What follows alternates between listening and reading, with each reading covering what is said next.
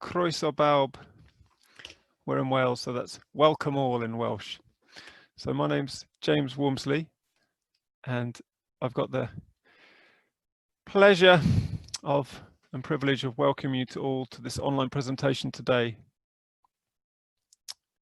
This presentation is in memory of a gentleman called Phil Johnson, and in memory of him, he sadly passed away too early on in his career.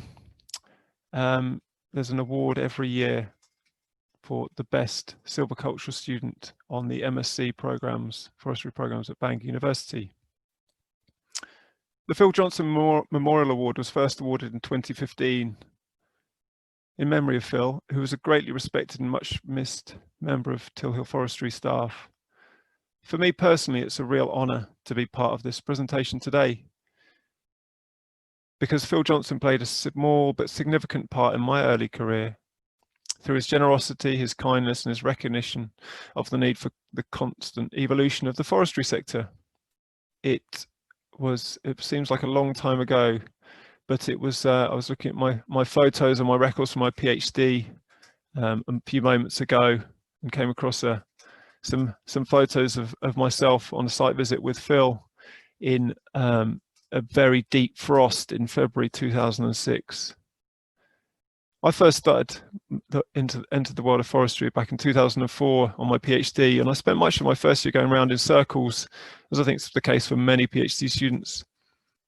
I was reading and reviewing literature, I was drafting research objectives and plans, I was investigating their feasibility, I was scratching them out and starting again many times over. And having gone full circle many times, I finally decided on the topic of my PhD to investigate the soil nutrient and forest productivity impacts of whole tree harvesting for bioenergy and the potential for preventing soil nutrient depletion by applying wood ash created from bioenergy power plants. So by really good fortune or good luck, or however you might call it, I made some speculative telephone calls to various offices of forestry organisations in North Wales and beyond, and I made a call to the Parley Hall office of Tilhill Forestry in North Wales, and I was directed to Phil Johnson. Phil, who'd never met me, knew nothing about me, nevertheless kindly agreed to show me around a few potential study sites. This was a real turning point for me in my PhD.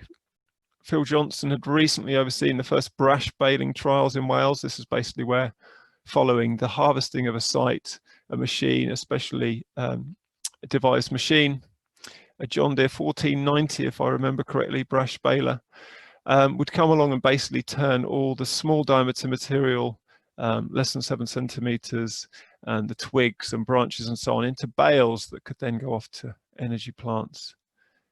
And Phil was obviously concerned about the impacts of this activity on site productivity.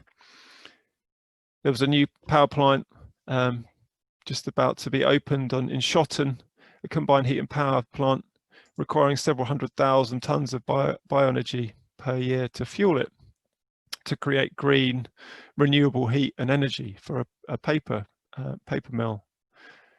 But Phil was an innovator. He had foresight. He really recognised that this could have impacts in terms of sustainability, and as a result, he was really keen to support my PhD, which would hopefully provide further evidence and insights into these impacts, and hopefully help him in his role as a forest manager.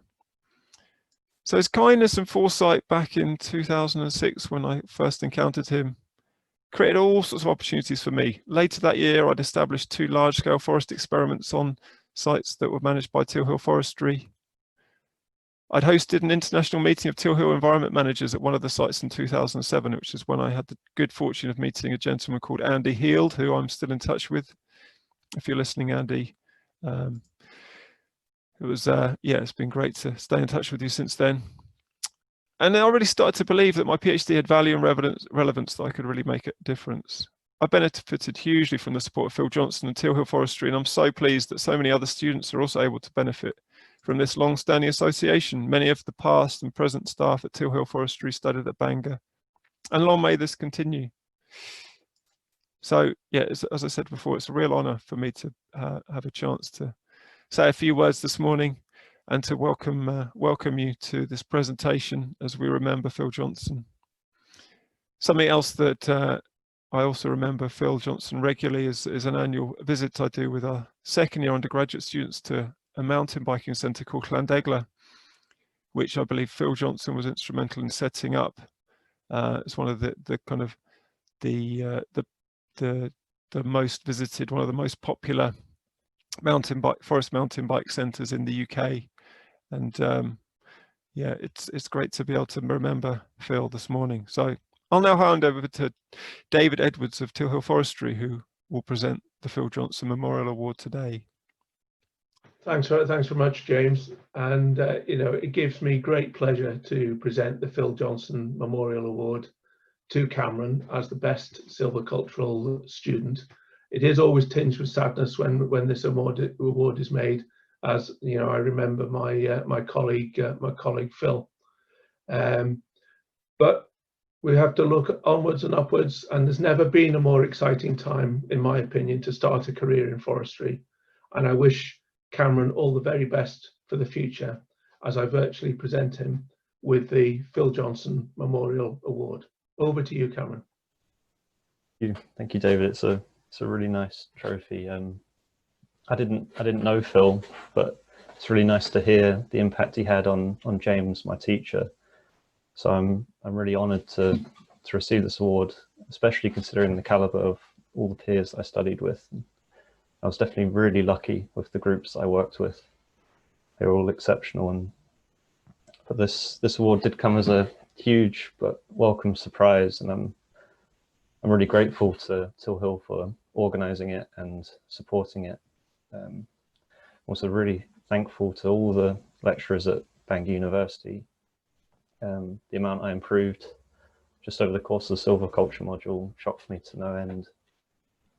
The module itself culminated in a final essay on silviculture in a changing world, and the topic I chose after a conversation with Sam Brown, one of Tilhill's forest managers and previous graduate of Bangor University. And he foresaw the green spruce aphid and large pine weevil as being having the largest impact on British forestry into the future. So I decided to explore how these two pests would be influenced by climate change over the next 80 years, and then how that would influence the growth of Sitka spruce. This really characterizes what I enjoyed about silviculture. All scientific disciplines have a focus or a model species. For my undergraduate in biotechnology, that was agrobacterium, but what's somewhat unique about silviculture is the amount of time that comes into play when you've got to focus on trees. But anyhow, thank you again. Thank you, Tilhill, Bangor, and all the students and peers I studied with. It's been a really good year. I think I'll pass you back over to James again. I think Mark's left a few words, which I'm quite excited to hear. Cameron, it's great to see you. We haven't seen each other so much since COVID lockdown, but well done once again on behalf of Tilhill, of Bangor University, and all the staff and students. As you say, it's a team effort, but yeah, I think you certainly deserve this award because you did some outstanding work. And I'm just going to read a few words that's been left for me to read by Mark Raymond, who's unfortunately unable to join us today because he's had to make a trip up to Scotland at short notice. So let me share with you what Mark has written about you, and just bear with me. So typically, let me just sort my screen out. I've got the text here. In typically modest style, when you were informed you'd earned the highest overall mark in the MSc Silviculture module, and therefore won the Phil Johnson Memorial Award for Silviculture, you said you'd got lucky in the group work components, which was on the economics of thinning practices. Even if this were the case, Cameron, it's a truism to say that people create their own luck. And besides which, luck had nothing to do with the excellent work you produced, looking at the potential of species mixtures in upland settings in relation to the discussions you had with Sam Brown of Tilhill Forestry, who of course today is working in the Pellett Hall offices where Phil Johnson worked previously. So just like Phil Johnson, this is what Mark says, Cameron, you're an innovator, and in what little spare time you have alongside your MSc studies, you've been working on a reloscope-based rangefinder for increasing the efficiency of the K-tree plot method of rapid forest inventory. Mark also said you've really readily adjusted and embraced the COVID-induced curtailment of fieldwork for initially a practically based dissertation. And according to Mike, you're currently working on developing an improved statistical model of national forest cover for both deforesting and afforesting nations. So your work should be a reminder to us all that although forest cover is still declining overall on a global basis, a resurgence of interest in forests and forestry means that many countries are experiencing a period of net afforestation, and now is an excellent time to embark on a career in forestry. And I think Mark's closing remarks there really, I mean, they reflect the kind of current discussion, the current interest, certainly in the UK, in terms of increasing tree cover in our landscapes, recognizing the huge benefits that trees and woodlands can have, particularly at a time of such uncertainty. The number of conversations I've had with people since COVID about having visited their local forest that they'd never visited before. I had a conversation this morning with a lady from Forestry England who said that visitor numbers to public forest estates in northwest England in the Lake District it's gone up hugely. And what's been fantastic for me in particular is just to see such a wider demographic of people interested in the health and well-being benefits of our forests as our overseas tourism aspirations are curtailed or stopped entirely.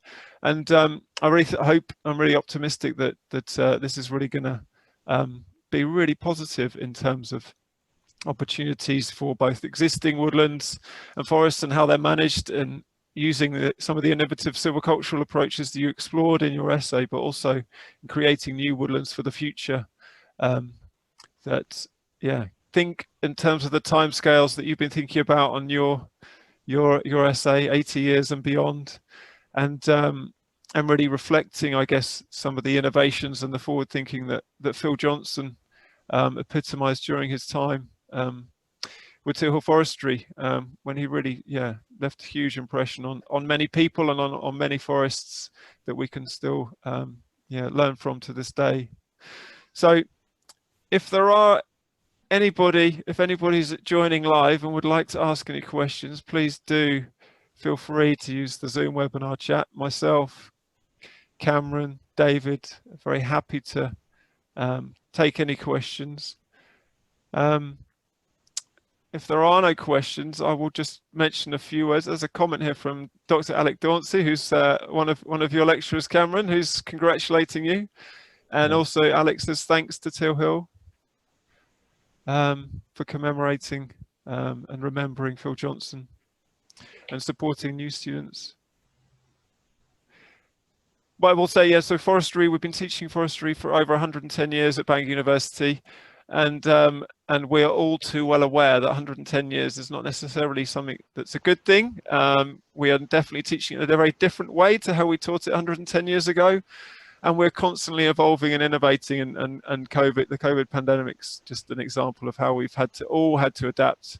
It's great to read what Mark's written about your dissertation, Cameron, which I'm sure has taken on a very different form to what it would have taken on otherwise. What else I want to say? So if you're interested in a career in forestry, potentially a career with Tilhill one day, then do get in touch. Social media, phone numbers, emails for Bangor University, Tilhill are available on the press release. I'm always very happy to hear from anyone interested in forestry. It's a very friendly world, and I think the stories that you've heard today about the threads that run through the trees, run through the forests, run through the people related to them, just kind of epitomizes just what a supportive and opening and welcoming profession it is. There's also a message there. I don't know if you can see it, Cameron and David, from Andrew Heald, who's joined us. 2007 feels like yesterday when we're in Cefn Llwyd with environment managers from across the Tilhill, UPM Tilhill group, enjoying the sun and the scenery and discussing wood ash and site productivity. We've got another note of congratulations, Cameron, coming in from one of your fellow students in Kenya, one of your fellow distance learning students, Stephen Weinge. Stephen, it's great to see you online, and I'd like to thank Stephen for his tireless efforts as the postgraduate forestry rep. He's one of our first ever forestry student representatives for the distance learning programs, and he was even shortlisted for an award this year. So well done, Stephen. Many congratulations, Cameron, from John Healy, and thank you to Tilhill Forestry again from John Healy as well. Yeah, I'd just like to thank everybody once again. It's great to see you online today, and hopefully at some point we'll be meeting up face to face at an event, or even better in a forest, and sharing some more insights and learning more. It's a lifelong learning, forestry, that's for sure. So farewell, David, farewell, Georgina, farewell, Cameron, and farewell, everyone joining on live. Thanks, James. Well done, Cameron. Well done once again, Cameron. Llongyfarchiadau, which is congratulations in Welsh.